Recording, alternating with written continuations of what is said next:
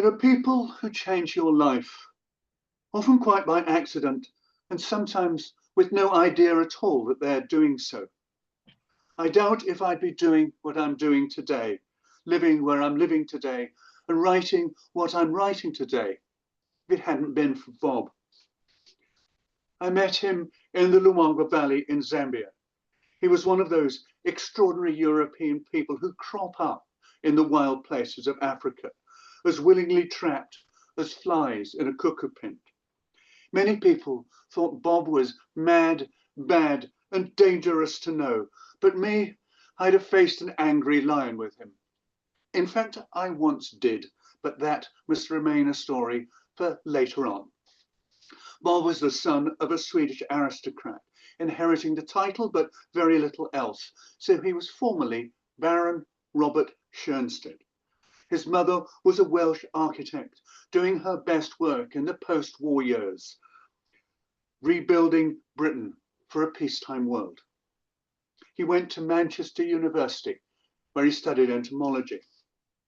The course involved a field trip to Africa. One night in his tent, Bob lay awake, listening to a quite extraordinary din, somewhere between A Lost Soul in Hell and Meg Ryan in Katz's Delicatessen. He had no idea what it was, and nor did anyone else on the trip, but Bob was lost in the wonder of it. Perhaps his life would have been different if he'd been told the name of that great nocturnal singer. For Bob was carried away by the mystery of it, not just the mystery of Africa, but the mystery of everything unseen. We humans are sight animals, and we pay remarkably little heed to our other senses. Many birders won't tick a bird unless they've seen it. Hearing is a second-class sense, even though it is essential to anyone who's ever done any kind of ornithological survey. Bob was enthralled by the mystery of the unseen world, and it had him in his clutches for the rest of his life. He became a master of the invisible. That sound in the African night, which much later he realized was a tree hyrax, shaped his life, and in a lesser way, it shaped mine. I'd been covering cricket in South Africa for the Times, and I got myself routed home via Livingstone, where Bob was living at the time. I had in mind a few days of gentle birding with a little gentle drinking in the night. I'd already known Bob for a dozen years. I really should have known better. In the airport car park, there stood his Land Rover with 8 jerry cans padlocked to the roof. I thought we might explore a tributary of the Zambezi. I think it might turn up something really quite interesting. So if you just buy the petrol, we'll be off. I've got all the food and the drink, but you've forgotten I'm vegetarian and you can't afford whiskey. Correct on both counts. So we stopped at a supermarket to get beans and booze, and then we went round to a house in the suburb. It was full of petrol, cans of petrol in every room. Even Bob wasn't tempted to light up one of his horrible roll-ups there. I paid good kwacha for 8 cans worth of black market petrol, and we were off. It was on a fine watershed plain that I heard a voice singing while the singer was hidden in low cloud, like a skylark. Silent cloud stickler, Bob explained. Fair enough. Now all I have to do is to see the invisible rail of Halmahera, and my life's work will be complete. Nice bird, Bob continued. But if it had been a cloud stickler, that really would be quite exciting. The nearest known population is 500 miles away. So we drove on until we found another of these generous wet plains, and we stopped again. It was then that Bob lit up like a pinball machine that's just been granted a replay. Yes, it really was a cloud stickler, also singing from the sky, but a quite different song from that of the silent cloud stickler, or for that matter, a skylark.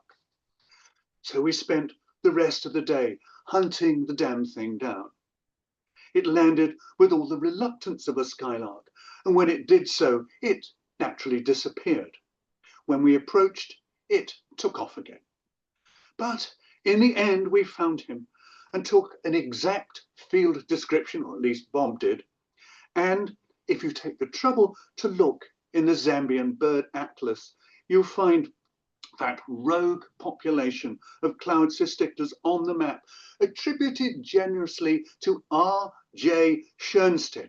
Not a single bloody mention of the person who bought the bloody petrol and who bought the bloody whiskey. I first met Bob when he was working as a guide at Mchenja Bush Camp, a fair way north of the Luangwa Bridge at Mfui in the Luangwa Valley. It was my first trip to Africa, and I was, of course, enthralled. Bob was a deeply generous man, and he loved to share the wonders of the bush, and that made him the most marvelous guide. Other aspects of running a camp interested him rather less. Bob was driving from Mchenja to Mfui to pick up some vegetables, meet a plane at the airport, collect the next group of clients, and then bring all of it back to Mchenja. Somewhere between the vegetables and the airport, he saw a long-crested eagle. It was a terrific bird and one you don't see every day. So Bob went off-piste and eventually got a good sighting, made the appropriate notes, and set off again. When he got back to Mchenja, the rest of the staff were rather taken aback. "Bob, where are the clients?" Well, it was a very nice record for the valley. Bob showed me the Luangwa Valley. For him, the sounds were as important as the sights, and under his guidance, I began to listen, to tune in with that second-class sense and promote it to equal first. I remember the way he picked out a scimitar bill in a tree from its call. Bob responded with his own melodic whistle and then shifted to a slightly different pattern of notes. The scimitar bill responded in turn and changed his tune to match Bob's. It was a great trip, but as we got towards the end, I was getting slightly anxious. We hadn't seen any lions. We amended that on the last day. Vultures perched in a tree, drive towards it, and yes, 400 yards away, there was a rosette of tawny shapes around something big and black. Now, in those days, going off-road was less frowned upon, or perhaps I mean less well policed, and Bob set off across a sea of black cotton soil. On such ground, you can make something rather less than walking place, so there a quick retreat was obviously out of the question. We hobbled our way towards the lion, and by this time I was only able to keep my heart inside my body by clenching my teeth tight shut. There were the lions, and Bob drove straight into the middle of them. He parked right in among the lions, lions to the left of us, lions to the right of us, lions in front of us. I could have reached out and stripped them. They raised their pale eyes, round-pupilled like our own, none of the vertical slits you get in a hearthrug pusscat. And for some unknown reason, they got on with their banquet of buffalo rather than helping themselves to me as a second course. I loved every single one of them. And after that, of course, there was no hope for me. 3 years later, I spent 2 months in Mchenja with Bob. And God, we showed the clients the bush all right. If we came on a hunting leopard, there was no thought of giving up on it. Most camps would bring the clients back to supper at 8 and bed by 9:30, for after all, there was a 5 o'clock wake-up call every morning. But Bob and I often brought them back after 10 to the fury of Faxon, the cook. Our guests saw wonders whether they wanted to or not, and in most places, when the safari business was still rough around the edges and comparatively affordable, they tended to like it. Bob and the bush had them in their clutches. And as for me, Well, we all value the great teachers of our life. Bob and I talked natural history, zoology, ornithology, ethology, ecology, and only paused when there was a nice bird calling. It was all rather thrillingly new to me. I could expound Shakespeare and explain the meaning of Ulysses, but such things as predator-prey dynamics and the seasonal movements of elephants were all new to me, and I absorbed everything as thirstily as the Luangwa Valley absorbs the water after the first rains come. And never mind his reputation for madness. Bob was urbane, witty, and ferociously intelligent, but always without any side to him whatsoever.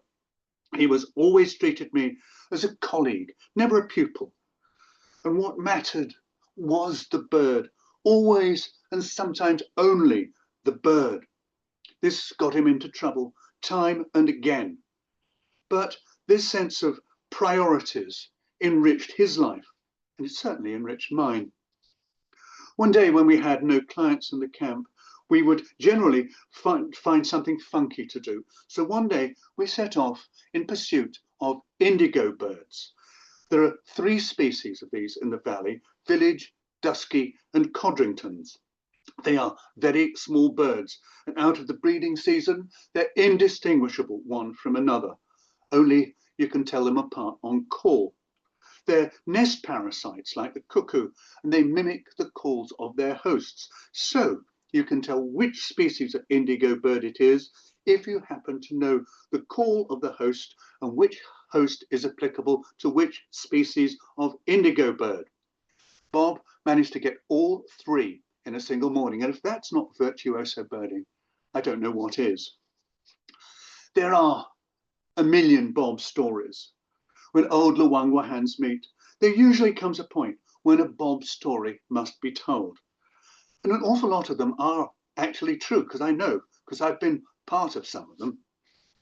Chris Breen, founder of the wildlife travel company Wildlife Worldwide, tells the story of his trip with Bob to the Bangweulu swamp for the shoebill.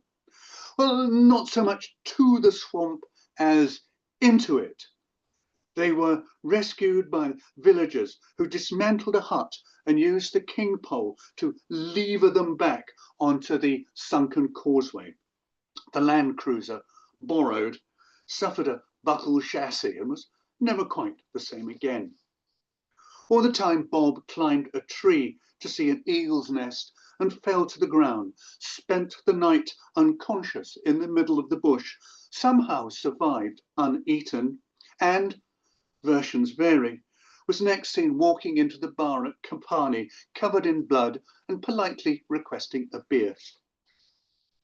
Bob was aware of the tradition of Bob stories, and the only one he resented was about the time he drove the Land Cruiser off the pontoon and into the Luangwa River because he was looking for a fluff tail.